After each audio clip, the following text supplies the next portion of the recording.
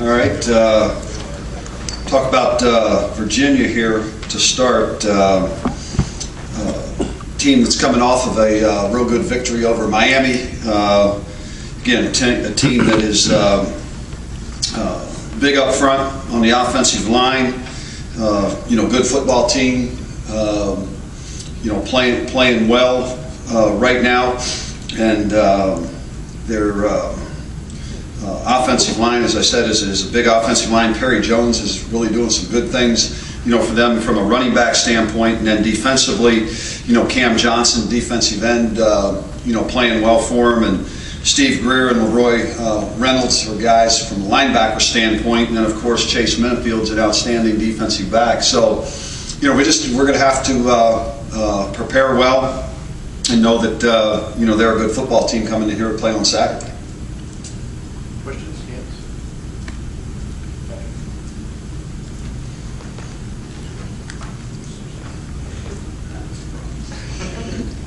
Noticed Drakeford moved over to star on the depth chart for this week. What was what prompted that, and what are you kind of hoping to get out of kind of going with somebody bigger at that spot?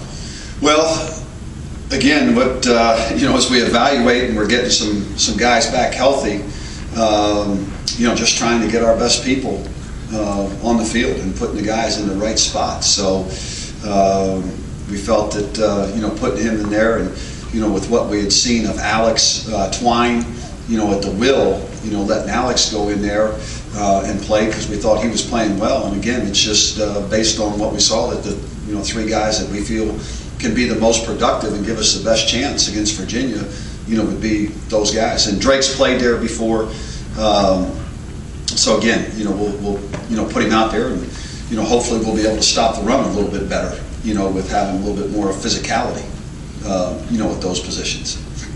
Right. Coach, the Maryland-Virginia rivalry, this is your first year at the helm. What have you heard about just the history of this matchup? What's your impression of it? Well, the one thing is that I know that it is a rivalry, and it's one of those border war type things, and so kids have talked about it, and we're anxious to play them, and we know we've got to play very, very well, and looking forward to it. And again, I know they're going to come up here. They lost last year, and so we got to be ready to go.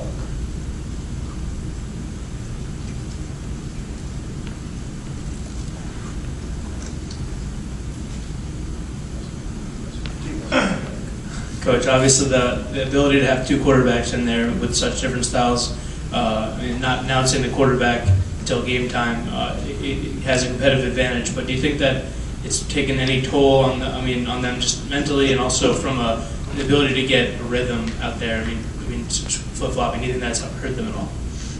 No, I don't think it's been a problem in any regard. Both of them have to be ready to play regardless.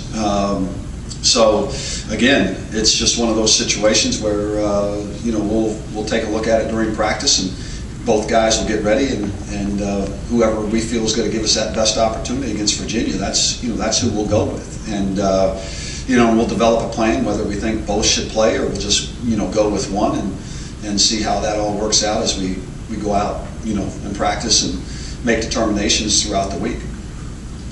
Coach, Perry Jones, 6 yards a carry so far this year for the Cavaliers. What kind of things are they doing to maximize his talents? What makes him so special? Well, he's not only running the ball, he's catching the ball too. They're getting him the ball quite a bit. I think he's got 28 catches as well. But he's a guy with, they're going to run the zone, they're going to run the power, they're going to run the outside stretch. So, really, they just give him the ball in those three ways, and then again, they'll utilize him in the passing game. He made a motioning to empty and got a matchup on a linebacker against Miami and beat the guy one-on-one for a long touchdown. So, he's a guy that when you watch tape, they feel that he's a playmaker for them, and so they're trying to get him the ball in a lot of different ways. Very good football player. Going back to the linebackers a little bit, with the move of Drakeford over to the star, was there any thought of moving Hartsfield to the will and keeping LA in the middle, or was that really a decision between LA and Twine? Which one has been playing better? Is it more something you've seen out of Twine, or is Hartsfield just better suited to play in the middle?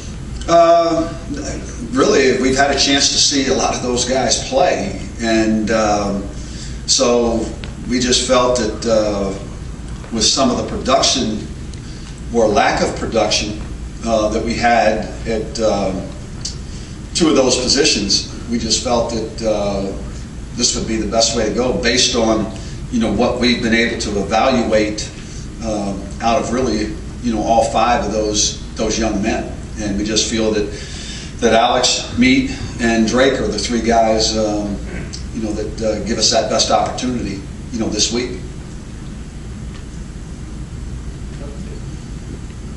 Coach, they've used 2 quarterbacks as well, although last week they pretty much stuck with Rocco. What have you seen of him, and is he the one that you might fear the most out of the 2? He played very, very well against Miami. He managed the game very well for him, made really good throws, and did a very nice job. He's more of your Danny type, and Watford is more of the CJ type. So, but again, I thought Michael played very well for him against Miami, and I think that's who we would see. And again, I don't know what their plan's going to be, but like I said, I thought he played very, very well and managed the game very well for him and made some big plays for them. Coach, Justin coming back as a guard, talk a little bit about that move and how ready you see him play. We'll find that out this week, Keith. I mean, he's been out there practicing, and now he'll pick it up a little bit more in terms of his reps. But the bottom line is, what I'm always trying to do is make sure that we get our 5 best offensive linemen, on the field. And I know that Justin has played tackle before, but we feel good about Max. We feel good about RJ at the tackles, and we've had some injuries there at the guard. And so again, as you look with the makeup of the team, you feel like where can he go, and knowing that he also could play tackle if we did have some injuries or things along those lines. So it's kind of an ongoing process. Justin, if you asked him, he was ready to play 2 weeks ago. He wanted to play 2 weeks ago, but the trainers didn't allow that. So again, I would think by the end of the week, if we need him to play, whether starting or as in a backup role, hopefully during no setbacks this week, that he'll be ready to go, and then we'll just decide if we get him in there or not. The thing that I also like that his aggressiveness and his toughness, that he brings, and leadership too. Randy, tackling has been a point of emphasis the last couple of weeks. I know it's emphasized in practice. Why do you feel it hasn't always translated? I think if we as coaches could answer that, we could patent it and make a ton of money. Because I think every coach will tell you the same thing, that their tackling is not as good as what they would like it to be at times. It's stuff that you practice, but again, it's a matter of making sure that you read your keys, and then you take the proper angle and you react quick enough so now you can utilize your other defenders, or you can utilize the sideline as an extra defender. But really it's about keeping leverage. It's about taking the angle, and then when you get the guys going attacking, but then also it's the explosion that you need to club through the guy, grab the cloth, keep your feet running. It's technique involved, so there's a lot of variables involved, and all you can do is just keep working on it as much as you can.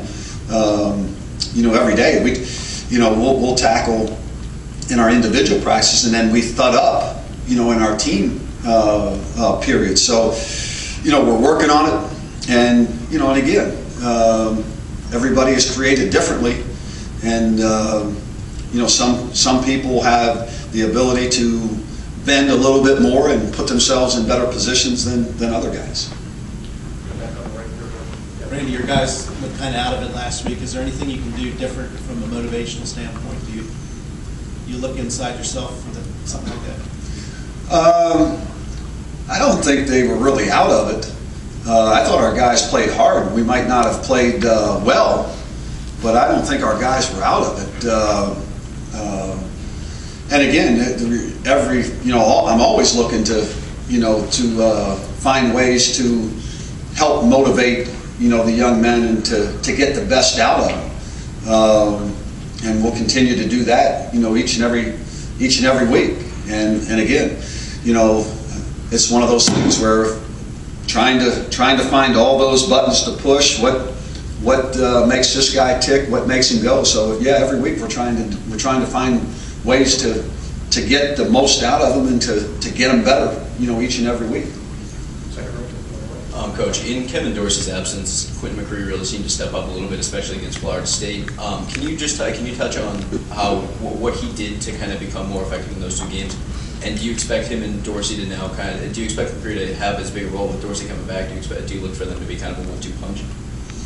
Well, those two young men are guys that have proven on the field this year that they've done good things. Quentin has made some big plays in games, and what we need to do is have him continue to do that as we finish up and as we get into this Virginia game, because he does have the ability to make some big plays. And again, same thing. He's just got to be consistent all the time. I hope Kevin's back this week. He practiced on Sunday, and again, I think if he's back, then that ages, and those two guys have the ability, for us to be able to do some of the things we want to do in the passing game. And and again, I think the other thing is with this game is the fact that this is the last home game for 16 seniors, and that's always important. And what we want to be able to do is send those guys out on a winning note. This will be the last time they set foot, in Bird Stadium to be able to play. So, we'll look forward to helping everybody doing their part to send these guys out with a win. Obviously, the weather was a factor this weekend, but just how disheartening was it for you and the team to see the stadium that empty? And do you have a message for fans about why they should keep going to these games?